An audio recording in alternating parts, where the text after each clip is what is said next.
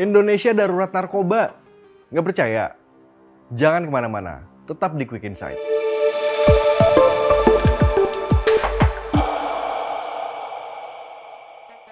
Setiap hari kita dibombardir berita soal kasus penyalahgunaan narkoba dan peristiwanya menyebar di seluruh Indonesia. Sebut aja kasus brankas narkoba di kampus Universitas Negeri Makassar di Sulawesi Selatan. Ini di kampus loh. Walaupun bukan pertama kali narkoba masuk kampus atau universitas, dari hasil penyelidikan, polisi mengatakan setidaknya ada 3 kg sabu dan berkas penyimpanan bukti transaksi. 6 orang ditetapkan sebagai tersangka dalam kasus ini.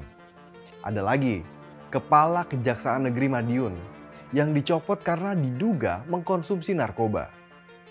Hal ini terjadi setelah Kepala Kejaksaan Tinggi Jawa Timur melakukan tes urin dan pengambilan sampel rambut terhadap para kajari se-Jawa Timur.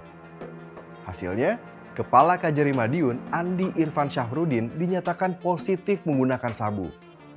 Sekarang kita pindah ke Sragen. Ada Bacalek Eko Rusianto yang tertangkap edarkan narkoba jenis sabu. Eko diburu kepolisian Sragen setelah kawannya Yakub lebih dulu diamankan dengan barang bukti sabu yang didapatkan dari Eko. Setelah penggeledahan di rumah Eko, polisi mengamankan sabu dengan berat 0,44 gram. Lalu ada balita usia 3 tahun yang positif narkoba setelah minta minum di rumah tetangganya. Kejadian ini di Samarinda. Ini bermula saat ibu korban sedang berada di rumah tetangganya yaitu ST.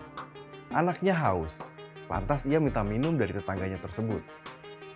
ST lantas mengambil air minum dari botol yang pernah digunakan untuk menghisap sabu. Sepulang ke rumah, balita tersebut bersikap aneh, hiperaktif, hingga tidak tidur selama 2 hari. Balita tersebut juga menolak makan dan minum. Setelah dirujuk ke rumah sakit, ia dinyatakan positif metafetamin. Ia lantas dirawat di Rumah Sakit Umum Daerah Abdul Wahab Syahrani untuk menjalani perawatan yang lebih intensif. Setelah diketahui positif narkoba, lantas polisi melakukan penyelidikan yang menuju pada sang tetangga ST. ST kini sudah diamankan di Mapolresta Samarinda setelah ditetapkan sebagai tersangka. Belum lama, personel Polda Sumut Aibtu Fidel Fernando Bate ditangkap karena diduga jadi pengedar dan bandar narkoba. Tersangka yang ditangkap oleh anak buah Pangdam 1 Bukit Barisan Maijen Daniel Chardin mengaku sudah 6 bulan mengedarkan narkoba jenis sabu. Ia ditangkap dengan barang bukti sabu seberat 68,45 gram.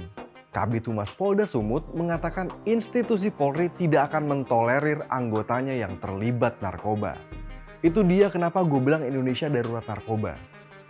Hampir semua elemen dan lapisan masyarakat terkena dampak narkoba. Mahasiswa, jaksa, bacalek, balita, sampai polisi ikut menggunakan bahkan mengedarkan barang haram ini. Mungkinkah ini terjadi karena sanksinya terlalu ringan atau bisa diatur? Buktinya, terpidana kasus narkoba Irjen Pol Teddy Minahasa bisa lolos dari hukuman mati. Padahal kejahatan narkoba termasuk extraordinary crime. Kalau menurut kamu gimana? Tulis komen di bawah ya.